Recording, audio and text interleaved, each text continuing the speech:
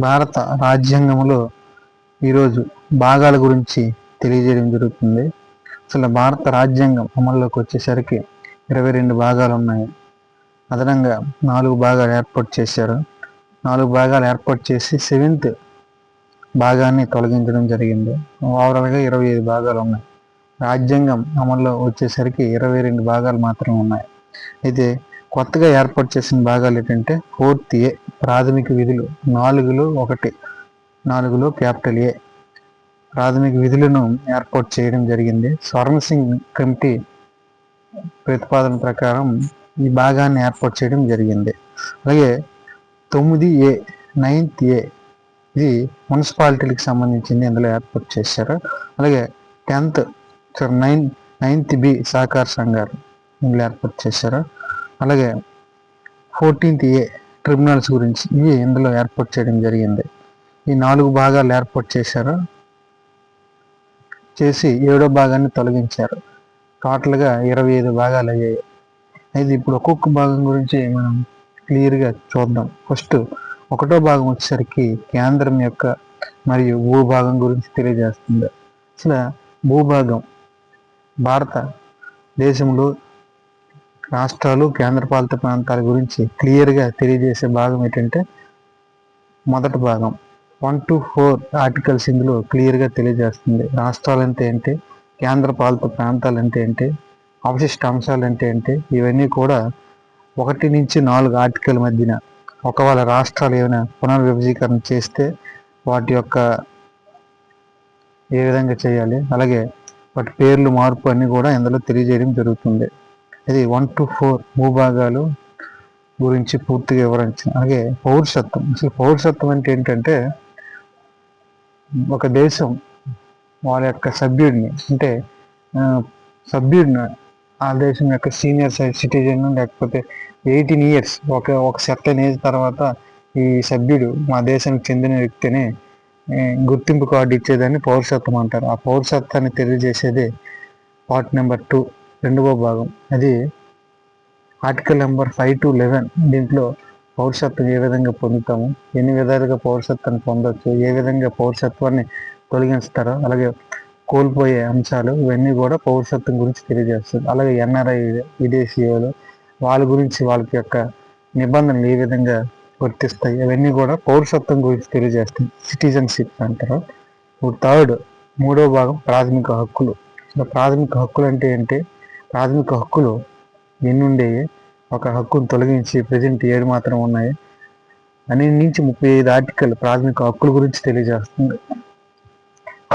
భారత రాజ్యాంగం వచ్చేసరికి 7 హక్కులు ఉండి, ఒక హక్కు ఆస్తి హక్కు ఇందిరాగాంధీ కాలంలో వచ్చి ఆస్తి హక్కును తొలగించడం జరిగింది. ఇప్పుడు ప్రజెంట్ 6 ప్రాథమిక హక్కులే మాత్రమే కలిగి ఉన్నాయి.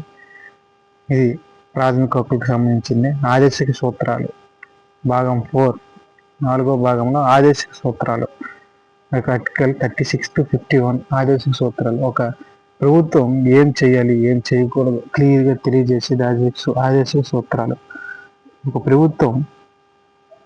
ఒక ప్రభుత్వంకి ముందుండి నడిపించేది ఆదేశిక సూత్రాలు.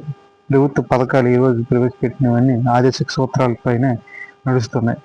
For example pension article number 41 పని గురించి. అలాగే ప్రతిదీ కూడా ఆర్టికల్ దీంట్లో క్లియర్గా తెలియజేస్తుంది. ప్రభుత్వానికి ఒక దిక్సూచిగా పనిచేస్తుంది. అలాగే 4A ప్రాథమిక విధులు ఆల్రెడీ స్వర్ణ్ సింగ్ కమిటీ నుంచి తీసుకుంటామని చెప్పాము. ప్రతిపాదన వైపు 51Aలో 11 ప్రాథమిక విధులు ఉన్నాయి. 10 నుండి 2002 86 రాజ్యాంగ సవరణ ద్వారా విద్యను చేర్చడం జరిగింది ప్రాథమిక విధులు. అలాగే 5వ భాగం వచ్చేసరికి కేంద్ర ప్రభుత్వంలో రాష్ట్రపతి నుంచి, అలాగే కేంద్ర శాసనసభ ఏ విధంగా ఉంటుంది ఏంటి, అలాగే హైకోర్టు సుప్రీంకోర్టు అవన్నీ కూడా కేంద్రానికి సంబంధించిన అటార్నీ జనరల్ సుప్రీంకోర్టు కేంద్ర ప్రభుత్వానికి సంబంధించినవన్నీ కూడా 5వ భాగంలో ఏర్పాటు చేయడం జరిగింది. అలాగే 6వ భాగం రాష్ట్ర ప్రభుత్వం సేమ్ గవర్నరు, అలాగే సేమ్ అడ్వకేట్ జనరల్, శాసనసభ, అలాగే హైకోర్టు గురించి తెలియజేయడం జరుగుతుంది. అది దాని యొక్క ఆర్టికల్స్ వచ్చేసరికి 152-237 వరకు తెలియజేస్తుంది. అయితే ఇక్కడ గతంలో చెప్పాం 7వ భాగాన్ని తొలగించడం జరిగిందని. సేమ్ 7వ భాగాన్ని తొలగించిన ఆర్టికలే 238 అనే ఆర్టికల్ని తొలగించారు. 7వ భాగాన్ని తొలగించి 8వ భాగం కేంద్రపాలిత ప్రాంతాలు. భారతదేశంలో ఎన్ని కేంద్రపాలిత ప్రాంతాలు ఉన్నాయి ఏంటనేది 239 నుంచి 242 వరకు క్లియర్గా ఆర్టికల్స్తో తెలియజేయడం జరుగుతుంది. అలాగే పంచాయతీ వ్యవస్థ మనం ఆల్రెడీ షెడ్యూల్ చెప్పేటప్పుడు 11 షెడ్యూల్ పంచాయతీ వ్యవస్థ గురించి, అలాగే 9వ భాగం పంచాయతీ వ్యవస్థ తెలియజేస్తుంది. ఆర్టికల్ నెంబర్ 243 పంచాయతీ మరియు పట్టణాలు, దాని గురించి ఇంకా చూడాల్సిన లేదు.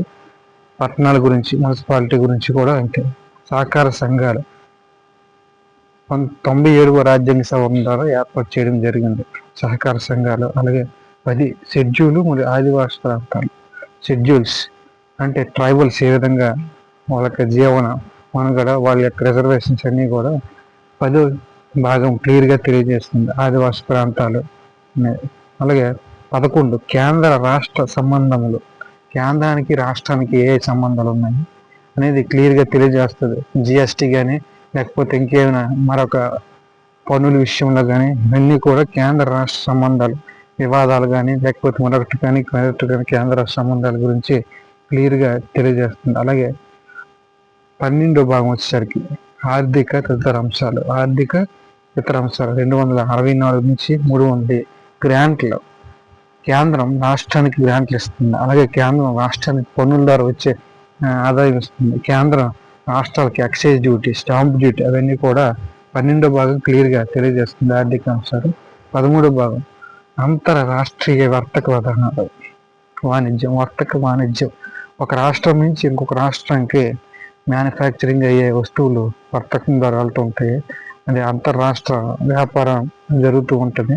ఇది క్లియర్గా దీంట్లో తెలియజేస్తుంది 13. అలాగే 14 కేంద్ర రాష్ట్ర ఉద్యోగ సర్వీసులు, UPSC, state public service commission గురించి క్లియర్గా తెలియజేస్తుంది. 308 నుంచి 323 వరకు తెలియజేస్తుంది. 14A ట్రిబ్యునల్స్ గురించి తెలియజేస్తుంది. ఆల్రెడీ 323A అనే ట్రిబ్యునల్స్ ఆల్రెడీ మనం చెప్పుకోవడం జరిగింది. కేంద్ర రాష్ట్ర మరి ఉద్యోగాల్లో ఏమైనా వివాదాలు ఏర్పడినా వాళ్ళ సమస్యలను తీర్చడానికి ట్రిబ్యునల్ ఏర్పాటు చేస్తారు. ఇది ఒక జ్యుడిషియల్ వ్యవస్థ లాంటిది చెప్పడం జరిగింది. అలాగే ఎన్నికలు 15వ భాగం వచ్చేసరికి ఎన్నికల గురించి క్లియర్గా తెలియజేయడం జరుగుతుంది. ఎన్నికలు 324 నుంచి 329A వరకు ఎన్నికల గురించి తెలియజేయడం జరుగుతుంది.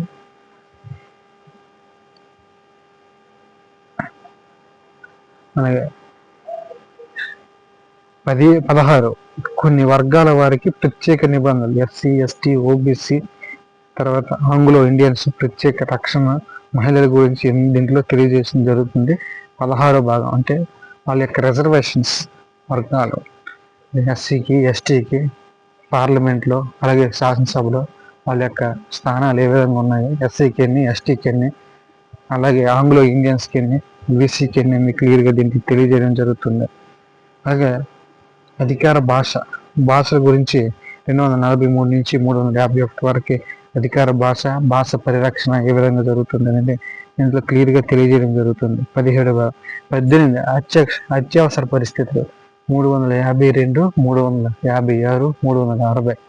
352 జాతీయ అత్యవసర పరిస్థితి. 356 స్టేట్ ఎమర్జెన్సీ, రాష్ట్ర పాలన. 360 ఫైనాన్షియల్ ఎమర్జెన్సీ. ఇవన్నీ కూడా ఇందులో తెలియజేయడం జరుగుతుంది. అత్యవసర పరిస్థితి. 19th వచ్చేసరికి నానా విధ అంశాలు, ఇతర అంశాలన్నీ కూడా 19thలో ఉండడం జరుగుతుంది. అది 361 to 367. అలాగే రాజ్యాంగ సవరణ ఆల్రెడీ మనం చెప్పుకోవడం జరిగింది. రాజ్యాంగ సవరణ 20 భాగం అని 368 ఆర్టికల్ 368. అలాగే 21 తాత్కాలిక పరివర్తనాశ్రయ ప్రత్యేక నిబంధనల గురించి దీంట్లో తెలియజేస్తుంది. అలాగే జమ్మూ కాశ్మీర్ అని, ఆంధ్రప్రదేశ్ అని, నాగాలాండ్ అని మొదలైన రాష్ట్రాలకు ప్రత్యేక రక్షణ ఇవ్వడానికి 369 నుంచి 392 వరకు దీంట్లో ఏర్పాటు చేయడం జరిగింది. 7వ రాజ్యాంగ సవరణ 1956లో కొన్ని ఆర్టికల్స్ తొలగించడం జరిగింది. ఇవన్నీ కూడా క్లియర్గా ఇందులో తెలియజేయడం జరుగుతుంది. 22వ భాగం వచ్చేసరికి సంక్లిప్త నామం అమల్లోకి మార్చుట, రాజ్యాంగం యొక్క హిందీ అనువాదం, తొలగించిన అంశాలు, కొన్ని అంశాలు, తొలగించే అంశాలు, అనువాదం, ఇవన్నీ కూడా క్లియర్గా తెలియజేస్తుంది 22వ భాగం. అన్ని సబ్ పార్ట్స్తో కలిపి 25 అయ్యి 7th పార్ట్ తీసేయడం వల్ల 4 కొత్త ఏర్పడడం వల్ల మొత్తం 21 + 4 25 25 భాగాలు అయ్యి సబ్ పార్ట్స్తో కలిపి. దీంట్లో 25 భాగాల్లో ఈరోజు వివరించడం జరిగింది. ఇప్పుడు మొత్తం భాగాల సంఖ్య 25. అయితే 7th భాగం తీసేయడం జరిగింది, అంటే తొలగించడం జరిగింది. 7వ రాజ్యాంగ సవరణ ద్వారా 1956లో తొలగించారు. అలాగే 4A భాగాన్ని 42వ రాజ్యాంగ సవరణ ద్వారా 1976లో ఏర్పాటు చేయడం జరిగింది. గతంలో ఆల్రెడీ క్వశ్చన్స్ దగ్గర చెప్పుకోవడం జరిగింది, ఎవరు ఇందిరాగాంధీ టైంలో. ప్రస్తుతం భారత రాజ్యాంగంలో 9వ భాగం పంచాయతీల గురించి తెలియజేస్తుంది. 73వ రాజ్యాంగ సవరణ ద్వారా 1992లో ఏర్పాటు చేశారు. అలాగే రాజ్యాంగంలో 9వ భాగాన్ని 7వ రాజ్యాంగ సవరణ ద్వారా చట్టం ద్వారా 1996లో తొలగించారు. ఆల్రెడీ చెప్పడం జరిగింది. ఇంతకుముందు ఒరిజినల్ మూలం 9వ భాగాన్ని తొలగించి మళ్ళీ ఏర్పాటు చేయడం జరిగింది. ఇది భాగాల గురించి పూర్తి విశ్లేషణ.